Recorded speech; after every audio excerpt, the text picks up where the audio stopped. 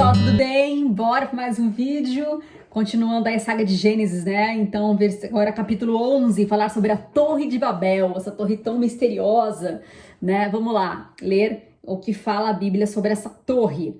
No mundo todo havia apenas uma língua, um só modo de falar. Estou lendo o capítulo 11. Saindo os homens do Oriente encontraram uma planície incendiária, ali que se fixaram. Disseram uns aos outros: vamos fazer tijolos e queimá-los bem. Usavam tijolos em lugar de pedras e piche em vez de argamassa. Depois disseram: vamos construir uma cidade com uma torre que alcance os céus. Assim o nosso nome será famoso e não seremos espalhados pela face da terra. O Senhor desceu para ver a cidade e a torre que os homens estavam construindo, e disse o Senhor: então são um povo e falam uma só língua e começaram a construir isso. Em breve nada poderá impedi-los do que planejam fazer. Venham, desçamos e confundamos a língua que falam para que não entendam mais uns aos outros. Assim o Senhor o dispersou dali por toda a terra e passaram a construir a cidade. Por isso foi chamado Babel, porque ali o Senhor confundiu as línguas do mundo. E dali o Senhor se espalhou por toda a terra. Bom, explicando rapidamente, né, biblicamente falando, existe, claro, um porquê de Deus ter feito isso, né? Se a gente voltar um pouquinho, um tempo, o que Deus falou para Adão? Falou: olha, multiplique e encham a terra. Deus fez a terra gigante, queria que o homem populasse, né, povoasse. Só que aí houveram líderes, né, como nós vimos, já estava muito poluído, né, as informações do povo na época. Então as pessoas começaram a querer fazer com que o seu nome fosse grande, né? E um dos nomes que a gente citou no vídeo passado, que foi muito grande e difundido, foi do Nimrod. E existe uma linha de estudos, né? Inclusive judeus que acreditam que a Torre de Babel foi idealizada por ele. Já vou falar um pouquinho mais sobre o perfil de Torre de Babel, mas entendendo um pouquinho. Então, primeiro, né? O que fez com que Lúcifer fosse expulso do céu? A altivez dele. Eu quero ser como Deus, né? Eu também quero ser grande. Então, tudo aquilo que faz com que o homem seja altivo, tenta ser mais do que Deus, ou quer ser igual a Deus, né? Pela força humana, pela força própria, automaticamente dá errado, é frustrado, né? Então, se vocês viram aqui no texto que ele fala assim: vamos fazer o nosso nome ser famoso e não vamos espalhar, vamos concentrar. Então, foi o caminho inverso do que Deus havia pedido para que eles fizessem. E aí aconteceu tudo isso, teve a confusão nas línguas, né, que dá a entender que as línguas, elas começaram a ser diferentes a partir desse momento. Bom, vamos entender agora de forma arqueológica, né, um pouquinho mais sobre essa torre, o que significava essa torre na época. Quando é que aconteceu esse fato, tá? Esse evento aconteceu mais ou menos 100 anos depois do dilúvio, então, ou seja, foi na época contemporânea de Nimrod, o que pode contribuir para que ele tenha sido idealizador, né? Até porque foi em Babel. Babel foi a primeira cidade que ele fundou. Outra coisa, do que foi formado, então a gente acabou de ler, de tijolos queimados. Ele vê como se fosse uma argamassa para construir esses tipos de empreendimento. Qual que era o formato? Olha, o formato, ele pode ser similar, né? Dizem que pode ter sido similar a tipo de uma pirâmide, vamos dizer assim, com ângulos, tá? Com partes sobrepostas, né? Como se fosse degraus. E também como um zigurate. O que era um zigurate? Vou deixar aí para vocês uma foto para vocês verem de um zigurate que até hoje existe, tá? Ali na região, que era a região de Ur. Dos caldeus, e que é mais ou menos da mesma época, era de 3000 a.C. Dá uma olhadinha aí nessa foto, aperta o pause e dá um zoom para você ver como é que é no zigurate.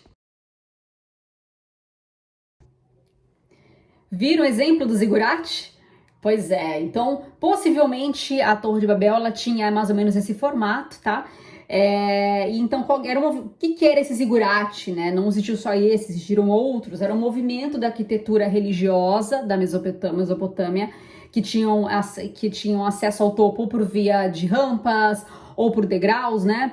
E no topo eles erigiam, né, um santuário, né? Colocavam lá o deus deles para poder prestar cultos. Então era um monumento totalmente ligado à cultura, né, e à religião local. Hoje é muito difundida a ideia de que essa Torre de Babel, que é dita aqui no capítulo 11 de Gênesis, ela está na região, na cidade de Borsippa, que fica lá no Iraque, tá? Por quê? Porque lá o rei Nabucodonosor construiu uma em cima dessa base, dessa estrutura, depois de mais de 1500 anos, tá? Inclusive, arqueólogos encontraram nessa mesma região de Borsippa tabuletas cuneiformes, né, com escritos do rei Nabucodonosor falando um pouquinho desse local tão sagrado para eles. Vamos ler aqui. Eu vou ler agora meu manual bíblico, que vai falar um pouquinho aí do que foi encontrado nessa tabuleta. Vamos lá. Diz assim: a torre de Borsippa, que um rei do passado erigiu e levou a altura de 42 cúbitos, cujo cimo não acabou, ou o topo não acabou, arruinou-se em tempos antigos. Não houve o devido cuidado com as suas calhas d'água, chuva e tempestade levaram-lhe os tijolos e quebraram-se as telhas do teto. O grande deus Marduk, que era o deus da época, insistiu comigo para restaurá-la. Não alterei sua localização, nem mudei as paredes de seu alicerce, favorecendo o tempo, renovei sua alvenaria e seu telhado, escrevi meu nome nas cornijas do edifício.